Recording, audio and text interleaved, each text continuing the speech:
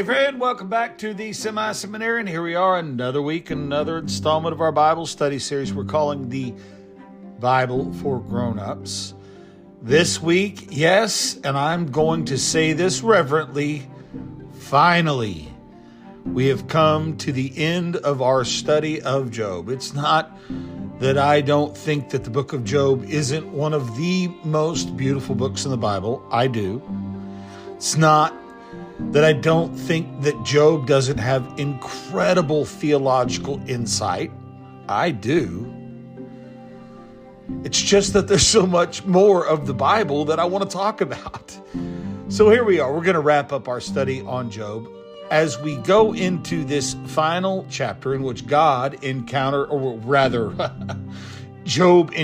God in a storm. I would like to go all the way back to the very, very beginning, because I'd like to just set the scene for where we are as we close the book by going back to the beginning, by recognizing that this book that we've been studying, the book of Job, the suffering involved is at the heart of all of our life story, of all humankind's story. Since all men and women in the earth, we all know the experience of suffering at one time or another, at least in our lifetime. This character of Job has universal appeal. His experience cuts right across centuries and centuries of time and hundreds of cultures. We all, as humans, feel an empathy and identification, this character, Job. And we also recall that the puzzle involved in Job is that this apparently righteous man, in fact, not apparently, is righteous, but apparently suffers for something that he's not done. Now, it's not as though Job has sinned, and we'll talk about this in the middle of the study, if you'd like to go back and check those out. This isn't that Job is someone who's never sinned. It's that we find that Job has actually met all of the requirements of law for atonement for the sins that he has committed. So on his balance sheet, for all of the sins that he should ask forgiveness, he's not only done that, he's asked forgiveness for sins he wasn't sure were committed, but he just wanted to make sure anyway. So it means that he's blameless, maybe not sinless, but blameless. And his righteousness shines through even as we go through the book. We find that he will be struck with physical ailments. He will be struck with the loss of family members, of fortune. But perhaps because of his righteousness, his greatest suffering is how all of these afflictions are compounded by a spiritual and mental anguish. The perplexing question that many humans are asking in our world, maybe even you're asking yourself, why me? Why is it happening to me? What have I done to deserve this fate? What have I done to bring this upon myself? In the end, and we'll find tonight, we don't find concrete answers for those questions. But in true wisdom, by seeking a relationship by God, drawing into God even in the midst of our suffering, we find an answer to a question that we didn't even know we should ask. What is the purpose of my suffering? Because now I recognize, now we'll find today, it's not that because we follow God that suffering goes away. No. We're able to find peace in knowing that when we do encounter suffering, and we will, we can trust that there's a reason for it. I hope that you'll see that. And listen, I'll see you on the other side. So as we do come to the conclusion of this book of Job, it's interesting that just through this serendipitous timing, we're winding up the story of Job on Ash Wednesday, when one of the characteristics about this character in the story named Job is that he was a righteous man and had sought repentance by wearing sackcloth and covering himself in dust and ashes. The actual act of repentance that we will in some ways recreate tonight is something that we find in the story of Job. Now, as we've studied the life of Job, we saw in the three friends, the ones that originally had come to comfort Job, we saw that each one of them in their own way ruthlessly accused Job, and in turn, Job defended his integrity against their assumptions. We've read his mountaintop testimonies of faith in God, but we've also watched Job sink to the depths of confusion. As we read the accusations and the responses by Job, this dialogue throughout the story, we hear Job crying out to God, wanting to understand just what's going on. Because Job held the same belief as his three friends, that good people are blessed and bad people suffer. But Job believed he had not done anything to cause his suffering. He had no idea. Remember, we've talked about this, I think, each week. Job had no idea of the spiritual dimensions of his test. Job doesn't understand what's happened between the accuser and God in heaven in the first two chapters of Job. We know that. We've read the story. Job doesn't know why. He had no idea to the spiritual dimensions of the testing he was under, and through all of it, God has remained silent. If you recall, back in the 9th chapter, early on in Job's replies, that Job actually wanted to meet God in court so that he could prove his integrity. Instead, Job will end up, as we will discover tonight, meeting God in a storm. We can't dictate to God how God and when God may speak or not to us. Job's not going to get his questions answered also the way he thought he would. Instead, the Lord uses the textbook of creation to ask of Job over 70 questions that boil down to three big ones that we'll look at tonight. God taught Job what we can learn today. So let's look at the beginning of the Lord speaking, chapter 38. Then the Lord spoke to Job out of the storm. He said, "Who is this that obscures my plans with words without knowledge? Brace yourself like a man. I'll question you, and you shall answer me. Where were you when I laid the earth's foundations? Tell me if you understand. Who marked off its dimensions? Surely you know. Who stretched out a measuring line across it? On what were its footings set? Or who laid its cornerstone? While the morning stars sang together and all of the angels shouted for joy. Who shut up the sea behind the doors when it burst forth from the womb? When I made the clouds its garment and wrapped it in thick darkness? When I fixed limits for it and set its doors and bars in place? When I said, this far you may come and no farther. Here is where your proud waves will halt. Have you ever given orders to the morning or shown dawn its place that it might take the earth by the edges and shake the wicked out of it? The earth takes shape like clay under a seal. Its features stand out like those of a garment. The wicked are denied their light, and the upraised arm is broken. Have you journeyed to the springs of the deep or walked in the recesses of the deep? Have the gates of death been shown to you? Have you seen the gates of the deepest darkness? Have you comprehended the vast expanse of the earth? Tell me if you know this. What is the way to the abode of light, and where does darkness reside? Can you take them to their places? Do you know the paths to their dwellings? Surely you know, for you were already born. You've lived so many years. Have you entered the storehouses of the snow or seen the storehouses of the hail, which I reserve for times of trouble, for days of war and battle? What is the way to the place where the lightning is dispersed, or the place where the east winds are scattered over the earth? Who cuts a channel for the torrents of rain and a path for the thunderstorm, to water a land where no one lives, uninhabited desert, to satisfy a desolate wasteland and to make it sprout with grass? Does the rain have a father? Who fathers the drops of dew? From whose womb comes the ice? Who gives birth to the frost from the heavens when the waters become hard as stone, when the surface of the deep is frozen? Can you bind the chains of the Pleiades? Can you loosen Orion's belt? Can you bring forth the constellations in their seasons, or lead out the bear with its cubs? Do you know the laws of the heavens? Can you set up God's dominion over the earth? Can you raise your voice to the clouds and cover yourself with a flood of water?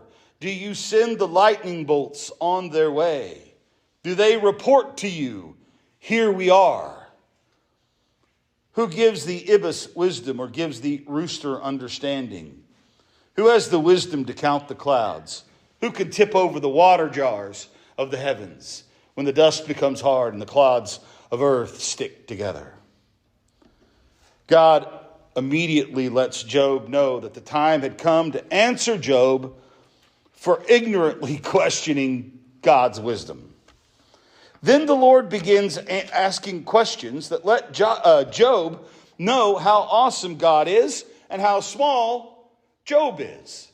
God's questions begin with the beginning, the creation of the universe. The origin of the universe is something that's captivated human minds forever. Yet the more we understand, it seems like, the less we truly know.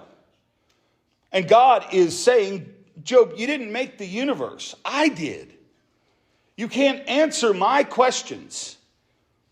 Only I can.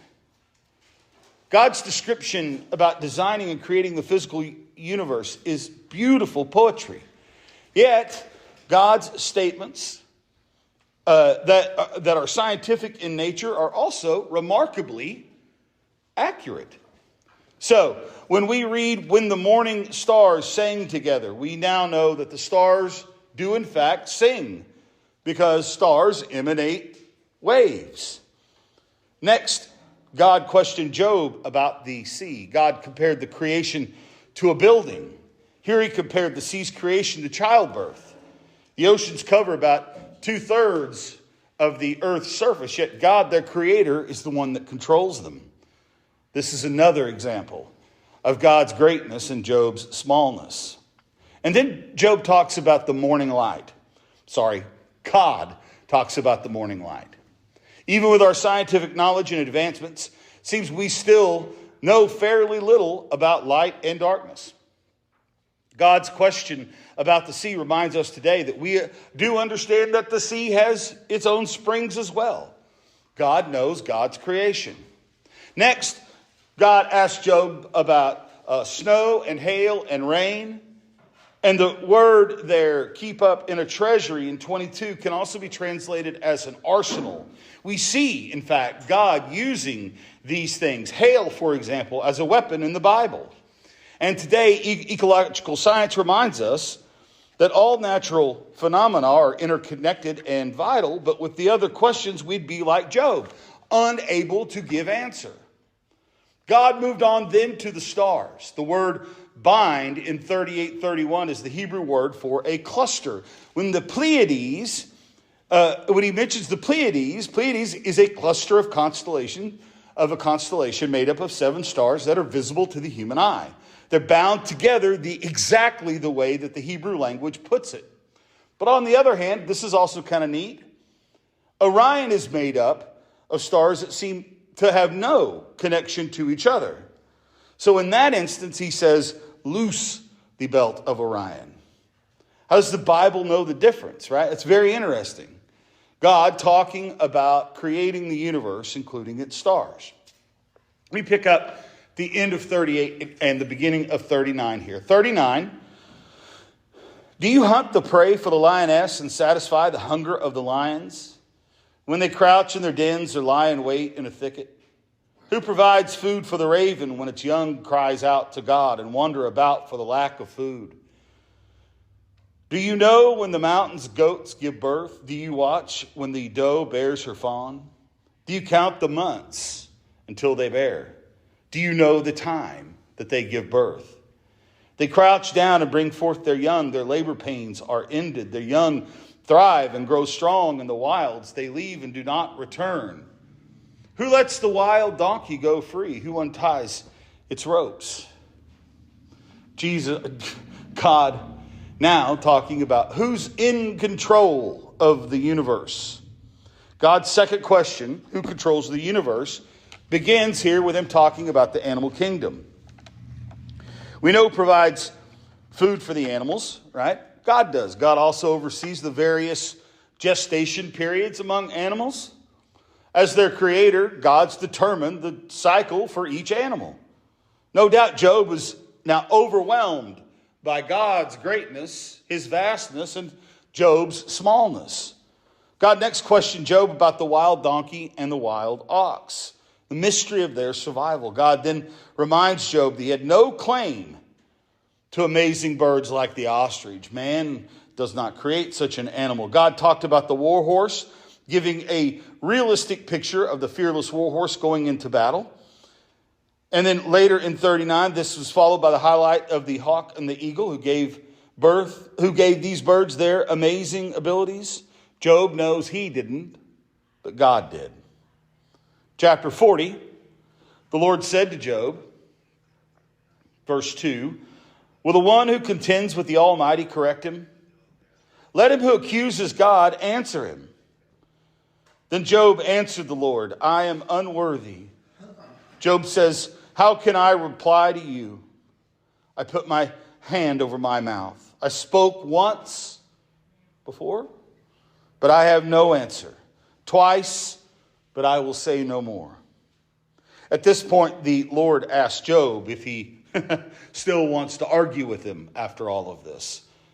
And Job replies that he had already said far too much. Job 40 continues. Then the Lord spoke to Job out of the storm. Brace yourself like a man. I will question you, and you shall answer me. Would you discredit my justice? Would you condemn me to justify yourself? We'll come back to this. Verse 9. Do you have an arm like God's? Can your voice thunder like this?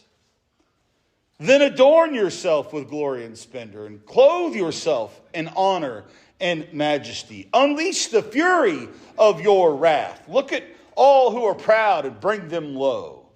Look at all who are proud and humble them. Crush the wicked where they stand. Bury them all in the dust together. Shroud their faces in the grave. Then I myself, God says, will admit to you that your own right hand can in fact save you. Look at Behemoth, which I made along with you, which feeds on grass like an ox. What strength it has in its loins, what power in the muscles of its belly. Its tail sways like a cedar, the sinews of its thighs are close knit, its bones are tubes of bronze, its limbs like rods of iron. It ranks first among the works of God, yet its maker can approach it with his sword. The hills bring it their produce, and all the wild animals play nearby. Under the lotus plant it lies, hidden among the reeds in the marsh. The lotus conceal it in their shadows. The poplars by the stream surround it. A raging river does not alarm it. It is secure, though the Jordan should surge against its mouth. Can anyone capture it by the eyes or trap it and pierce its nose? Can you pull in a leviathan with a fishhook or tie down its tongue with a rope? Can you put a cord through its nose or pierce its jaw with a hook? Will it keep begging you for mercy? Will it speak to you with gentle words? Will it make an agreement with you for you to take it as your slave for life? Can you make a pet of it like a bird? Put it on a leash for the young women in your house? Will traders barter for it? Will they divide it up amongst the merchants?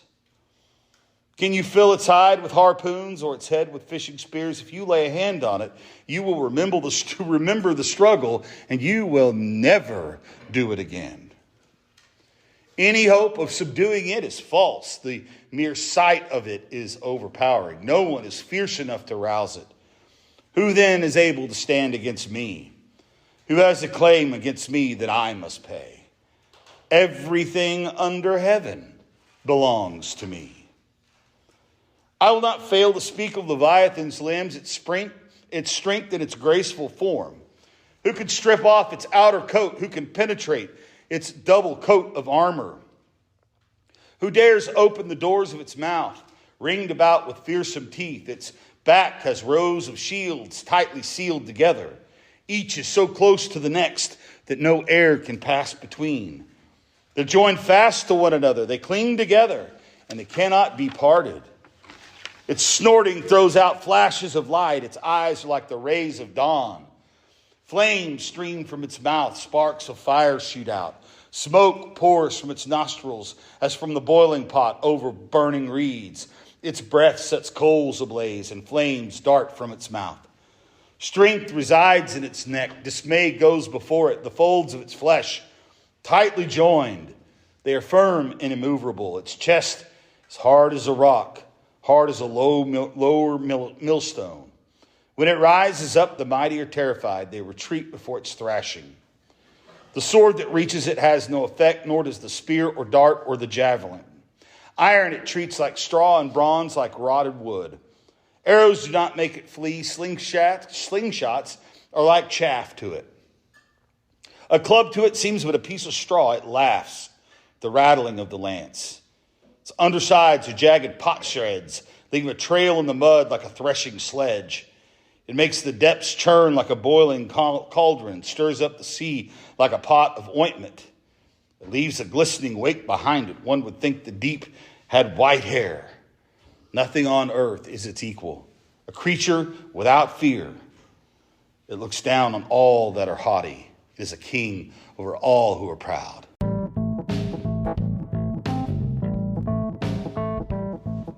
Hey, friend, if you've made it this far in the podcast, I was wondering if I could just take a second to ask a quick favor.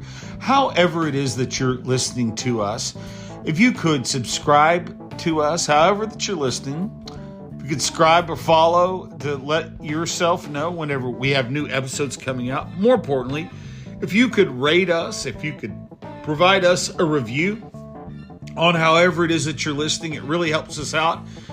It also gives us some feedback. Just to let us know you're out there listening, you appreciate what we're doing. It's very, very kind to have caught the feedback that we've received from people so far, and we would love to hear from you. So if you could rate the podcast, if you could review the podcast, please make sure to hit subscribe or follow. That way you'll catch all of the new content here. We certainly would appreciate all of it. Now back to our story tonight. God asked Job if he could run the universe better than he can. Would Job discredit God's judgment? In maintaining his own innocence, Job had impunged God's justice. Many people talk about what they'll say in God's presence, but the truth, friend, is the closer that we actually get to our holy God, the smaller we become. God next told Job that if he's going to play God, remember he needed to dress the part. And he also needed to act the part. If you're going to be God, then pour out your wrath. Humble those that are proud before you. You remember him asking. Was Job capable of taking on God's role? And then God does in the next part, does an amazing thing. He highlights two of his creations. The first was Behemoth, which is probably the hippopotamus. But many have also argued that it could be just some prehistoric type of dinosaur. And then the next one that he talked about for quite a while was the Leviathan, that's generally thought of to be a crocodile. The crocodile is one of the most vicious of all creatures in the animal kingdom. And unlike an alligator, which won't attack unless it's provoked, a crocodile will actually pursue people. In God's questions, God demonstrates that these animals are beyond human control. And Job understood he had no way to fight creatures like this, yet he had been willing to have a fight with their creator. Through these questions about who created the universe, who controls the universe, who comprehends the universe, God taught Job and continues to teach us who really is control. Because we're far off we are far better off trusting this all-powerful and loving God rather than our own knowledge. So, let's pick up Job's reply in 42. Then Job replied to the Lord, I know that you can do all things. No purpose of yours can be thwarted. You asked, who is this that obscures my plans without knowledge? Surely I spoke of things that I did not understand, things too wonderful for me to know. You said, listen now, and I will speak. I will question you, and you shall answer me. My ears have heard of you, but now my eyes have seen you.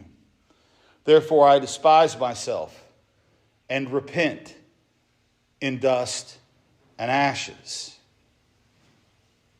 Epilogue. Verse 7. After the Lord had said these things to Job, he said to Eliphaz the Temanite, I'm angry with you and your two friends because you've not spoken the truth about me as my servant Job has. So now take 7 bulls and 7 rams and go to my servant Job and sacrifice a burnt offering for yourself. My servant Job will pray for you, and I will accept his prayer and not deal with you according to your folly. You've not spoken the truth about me as my servant Job has. So Eliphaz the Temanite, Bildad the Shuhite, and Zophar the Naamathite did what the Lord told them, and the Lord accepted Job's prayer. After Job had prayed for his friends, the Lord restored his fortunes and gave him twice as much as he had before. All of his brothers and sisters and everyone who had known him before came and ate with him in his house. They comforted and consoled him over all the trouble that the Lord had brought on him. And each one gave him a piece of silver and a gold ring. The Lord blessed the latter part of Job's life more than the former part. He had 14,000 sheep, 6,000 camels, 1,000 yoke of oxen, 1,000 donkeys. And he also had 7 sons and 3 daughters. The first daughter he named Jehemiah, the second Keziah, and the third Kiran-Hapuch. Nowhere in all the land were they found women as beautiful as Job's daughters. And the father granted them an inheritance along with their brothers. After this, Job lived 140 years. He saw his children and their children to the 4th generation.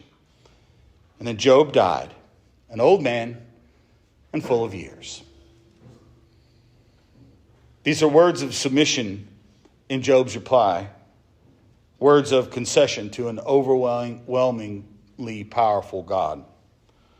Among Job's words, these perhaps most affirm how God assessed Job's character all the way back in the beginning.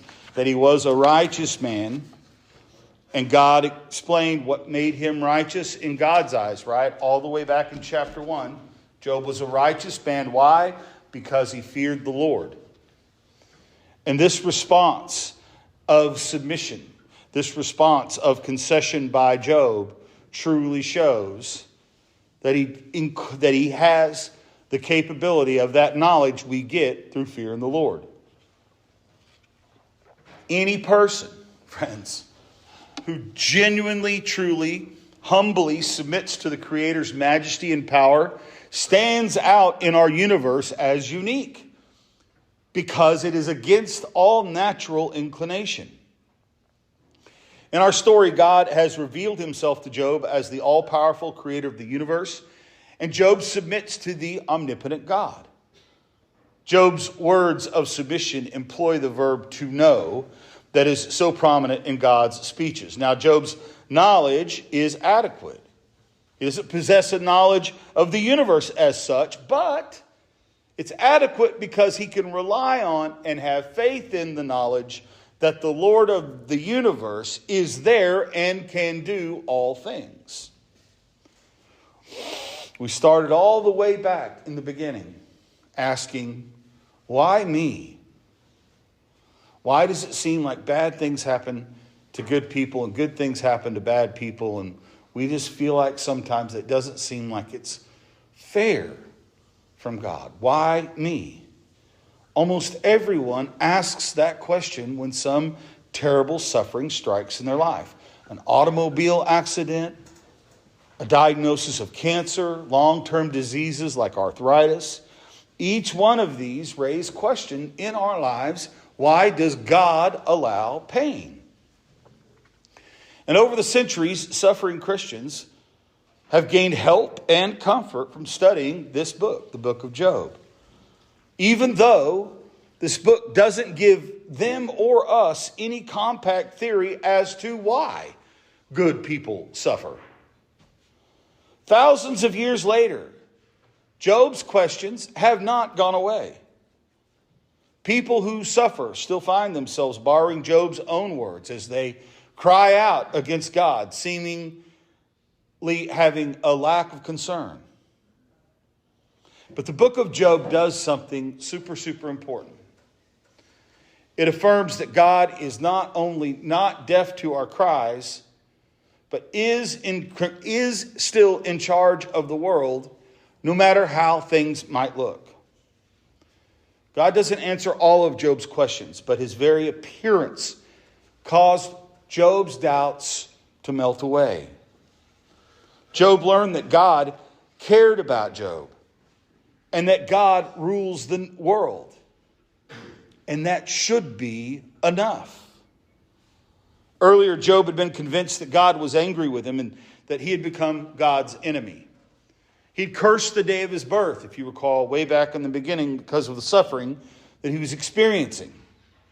He'd been angry at God's silence. He had demanded in a court of law, right, that his argument be heard. He had wanted to do what God had failed to do, provide him vindication. But after God finished speaking, Job acknowledges that he had been talking over his head, because Job acknowledges that he had been speaking of things he does not fully understand. Even though Job didn't receive a lesson on his suffering, it was sufficient of him to know that a reason exists. If he had an opportunity to do over again, Job probably would have just tried perhaps to trust God a little bit more and complain a whole lot less. Part of Job's problem, and our problem, had to do with what we don't and what Job didn't, in his case, know. After he encountered the sovereign God, Job regretted the presumptuous statements that he had made about God. He came to realize that God is sovereign over everything, including the moral order of the world, and that nothing can part him from divine permission.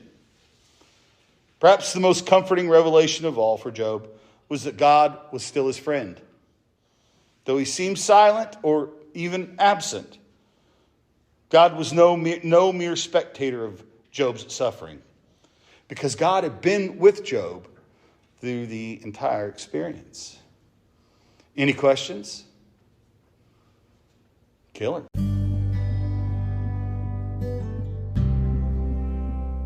Isn't it true that there is some comfort just in knowing that there is a reason for whatever it is we're going through?